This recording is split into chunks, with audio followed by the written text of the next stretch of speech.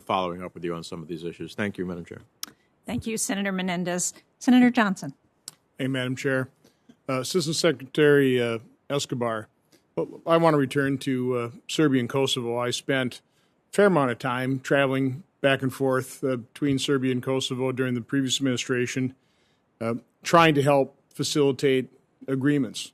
I really thought Ambassador Grinnell did a really good job, and I thought it was an excellent strategy to forge an agreement really based on economics. I mean, there's so many areas that they disagree on, but I think one thing they definitely agreed on was how can they improve the lot of life for their citizens. So I always felt every additional agreement, success builds on success. The agreement between Kosovo and Montenegro on their border dispute, then the agreement between Greece and North Macedonia on the name, and then the economic agreement between Kosovo and Serbia. Can you give me your perspective of what is the current status of that agreement? I know it's not been fully taken advantage of, let's put it that way.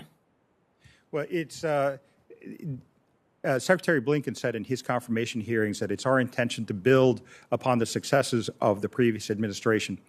And the Washington commitments are part of that. I particularly like the idea of a moratorium on recognitions and derecognitions to allow diplomatic space for the dialogue to make progress. But on the economic issues, I agree with you, Senator, that the greater the integration is in the region, the more easily we can tackle the political problems. And that integration is happening. And it's happening both organically through European-led processes and increasingly through the Open Balkans Initiative. All of these promote greater business ties between the regions, greater ease of movement and travel, the mutual recognition of diplomas and certificates.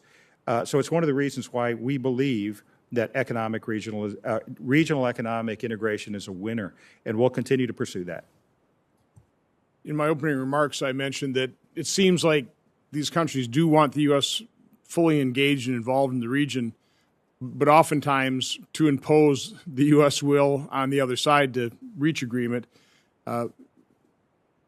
It's always been my viewpoint, as well as I think my understanding of every administration's viewpoint, that we're there to facilitate, to help the parties come to agreement between themselves. We're not going to impose anything on anybody. But at the same time, every now and again, we do need to apply some pressure. I have been concerned in my dealings with both Serbia and Kosovo that Kosovo has obviously recognized strong support of the U.S., and I think we all agree on that. But I'm a little concerned that they rely on that so heavily that they don't really feel that they have to provide the give in the give and take. I don't know how many times on both sides I'd say, negotiations really give and take. Oftentimes heard a lot of the take, not a whole lot of give. Can you just kind of comment on that? Well, we've been very clear with the government of Kosovo that our expectation is that they engage fully in the EU-led dialogue, that they look at that as a true negotiation in achieving their ultimate goal, which is mutual recognition between Serbia and Kosovo, recognition by the 5 remaining European Union members who are currently not recognizing Kosovo, and membership in all of the international organizations that they would like to be members of. So that will require compromise, and we've been very clear. And our recently arrived ambassador, Jeff Hovenier, has made that very clear, beginning with his opening meetings with the Kurti government, and he will continue to press that, and we'll continue to support him as he moves in that direction. My concern is in Kosovo, I often heard that they were more than willing to forgive if a proper apology was provided, and that was pretty much their give. I think they probably need to do a little bit more in terms of compromising good faith. Would you agree?